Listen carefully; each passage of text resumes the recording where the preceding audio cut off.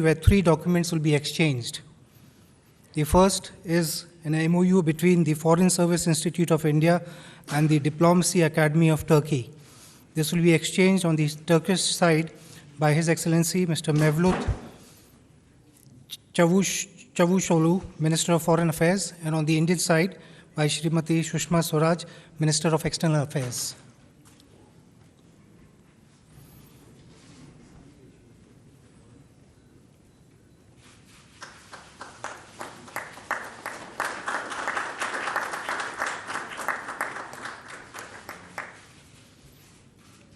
Thank you.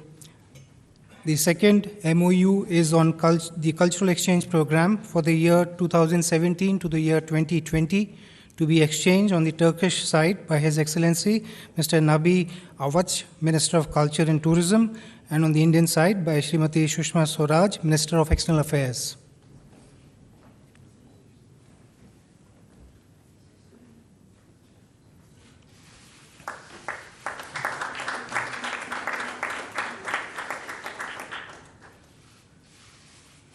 Thank you.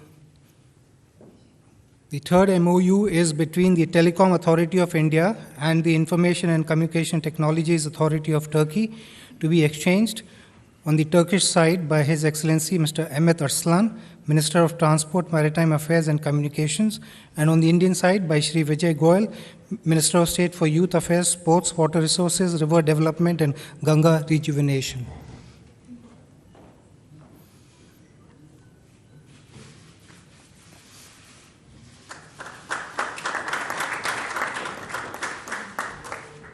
Excellencies, this concludes the exchange of agreement ceremony. I now hand over to my colleague, the spokesperson of the Ministry of External Affairs.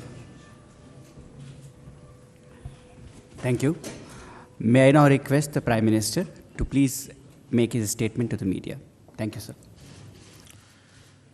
Your Excellency, President Erdogan, distinguished delegates, members of the media. It is a pleasure for me to extend a warm welcome to President Erdogan and his delegation to India.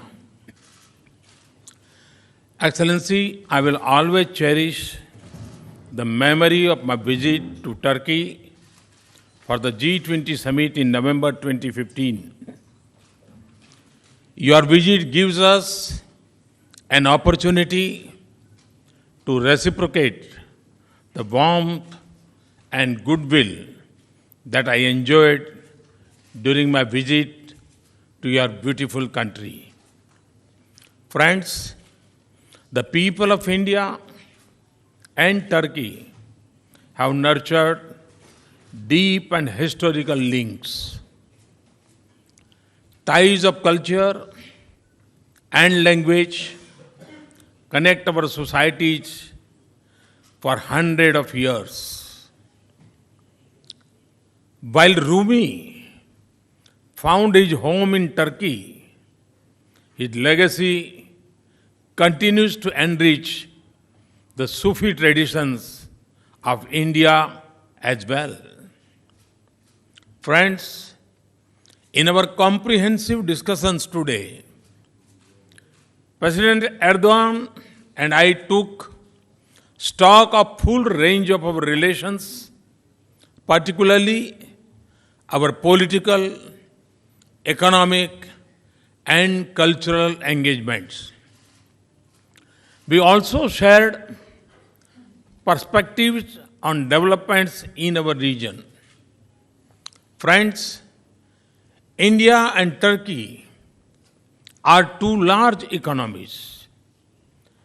President and I are clear that the strength of our economies presents an enormous opportunity to expand and deepen commercial linkages between our countries. I also feel that at the level of the two governments, we need to approach the entire landscape of businesses, opportunities in a strategic and long-term manner. Our bilateral trade turnover of around $6 billion does not do full justice to convergence in our economies. Clearly, the businesses and industries on both sides can do much more. I'm happy that a high-level business delegation is accompanying President Erdogan.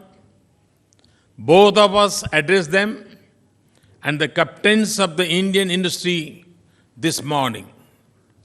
I'm sure that Turkish businesses would be quick to tap the diverse and unique opportunities inherent in rapidly growing India.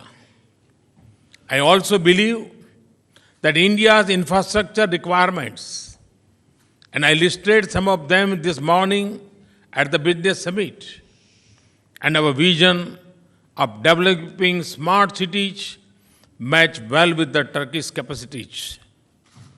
We would like to encourage stronger partnership of Turkish companies with our flagship programs and projects either on their own or in collaboration with Indian companies.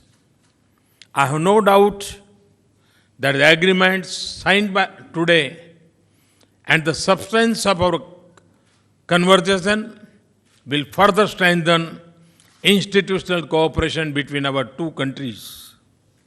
Friends, we live in a times where our societies face new threats and challenges every day.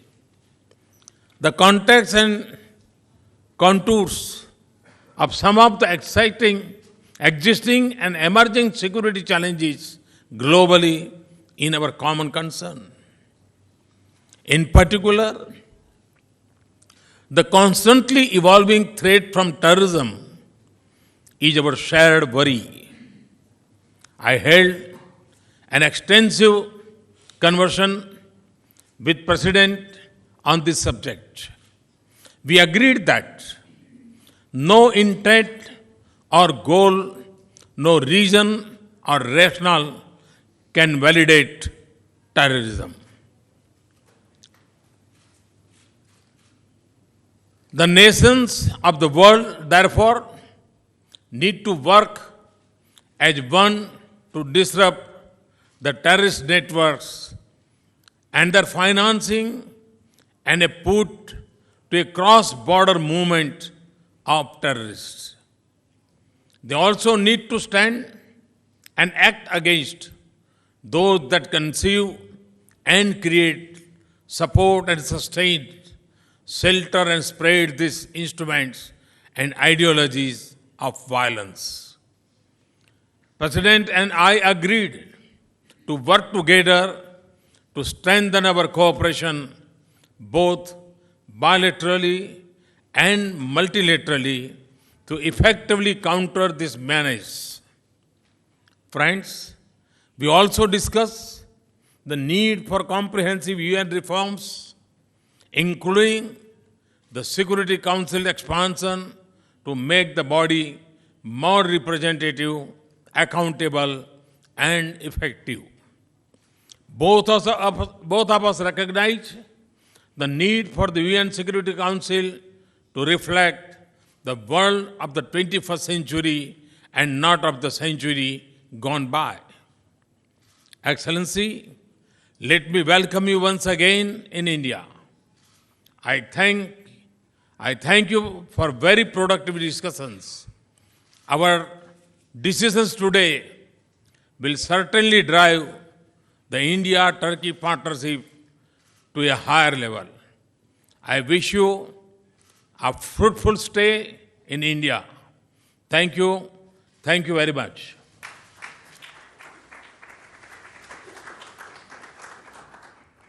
Thank you, sir. May I now request His Excellency the President of the Republic of Turkey. Sir. Sayın Başbakan, değerli His Excellency the dostum, Prime Minister, saygıdeğer heyet üyeleri, Türk ve Hindistan basınının kıymetli mensupları, sizleri en kalbi duygularımla, saygıyla selamlıyorum. Hindistan Cumhurbaşkanı Sayın Mukherjee'nin davetine icabetle Hindistan'da bulunmaktan büyük bir memnuniyet duyduğumu özellikle ifade etmek istiyorum. Öncelikle değerli dostum Başbakan Sayın Modi'ye şahsım ve heyetim adına kalbi şükranlarımı ifade etmek istiyorum. Sözlerimin hemen başında 24 Nisan günü gerçekleştirilen terör saldırısında hayatını kaybeden Hint güvenlik görevlileri için that took place on April the 24th. May the Indian security forces who have lost their lives as a result of that attack rest in peace. And I wholeheartedly condemn this evil attack.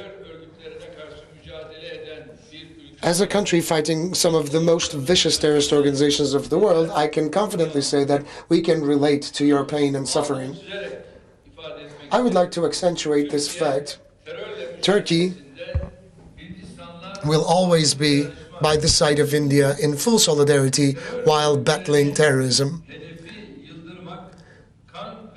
The terrorist organizations want to launch their propaganda over tears and suffering of the people, willing to create a future for themselves out of the pain of the victims. But regardless of their attempts, the terrorists will be drowned in the blood that they shed.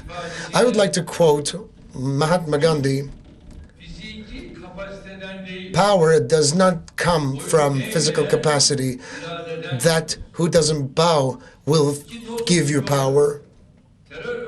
And your will comes from not bowing down. And we will never allow the terrorist organizations to shackle our feet, and we will never bow down before them. Thank you.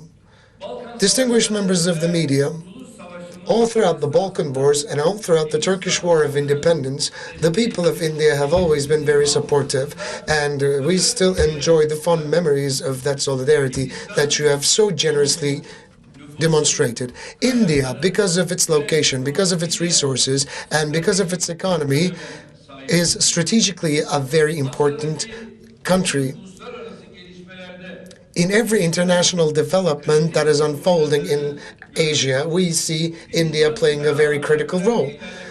India is advancing in every realm of the life possible, and this is a matter of joy for us. Turkey is invested in expanding our relations with India, and the deliberations we've had today promote very significant opportunities in that regard. First, I've had a meeting with the Foreign Secretary of India, Sushma Swaraj, where we've discussed issues in a very productive fashion. And then with the Prime Minister, we had a very narrow scope meeting. And then we've had the working lunch with our delegations.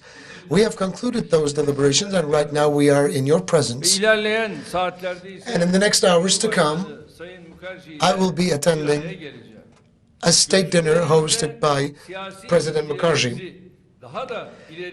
In our bilateral talks, we have talked about the prospective steps we could take forward in order to further expand our bilateral relations. We are going to continue developing our relations with India within a strategic framework. We have discussed our bilateral relations at every dimension possible, and we have touched upon the mutual investment opportunities. As His Excellency the Prime Minister mentioned a couple of moments ago, the trade volume is around $6.5 billion, and it is not enough for us, for none of us.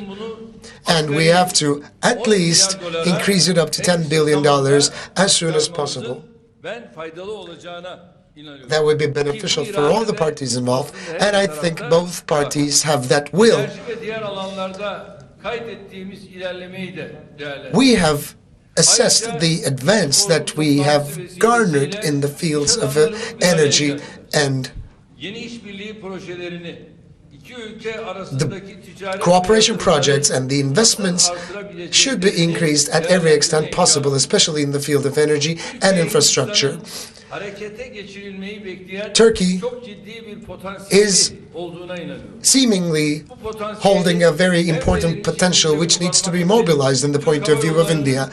And in order to use this potential, the number of the destinations for Turkish Airlines and the frequency of the flights should be increased as soon as possible. The businessmen and the investors should benefit from visa facilitations, and we should cooperate in the fields of culture, energy, and IT technologies. And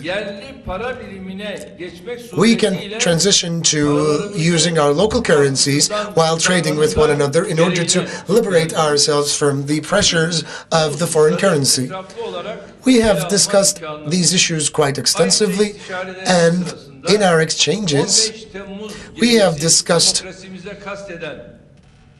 the attack upon our democracy in the form of an attempted coup that took place on July the 15th, 2016, causing the martyrdom of 249 Turkish citizens, and 2,193 people got wounded.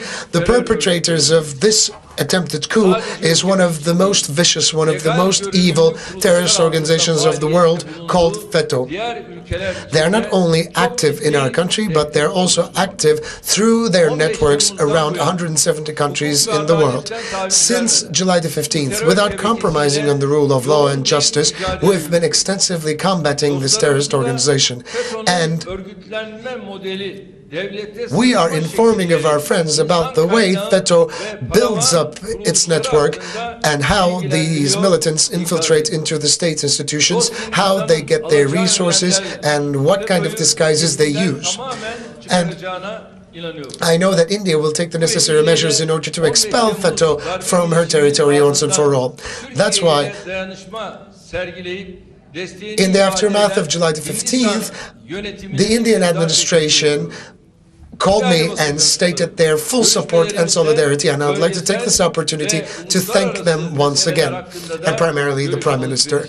We've also exchanged our opinions on international developments. The populism is on the rise all around the world, and divisions on the basis of sex and religion are being encouraged, and the distinction between the East and the West is becoming much more highlighted. Especially in Europe, xenophobia and cultural racism is taking over as if it were a venomous ivy or a poison ivy. All throughout history, we have been homes to various civilizations. The differences should not be feared as threats, but they should be embraced as wealth and riches.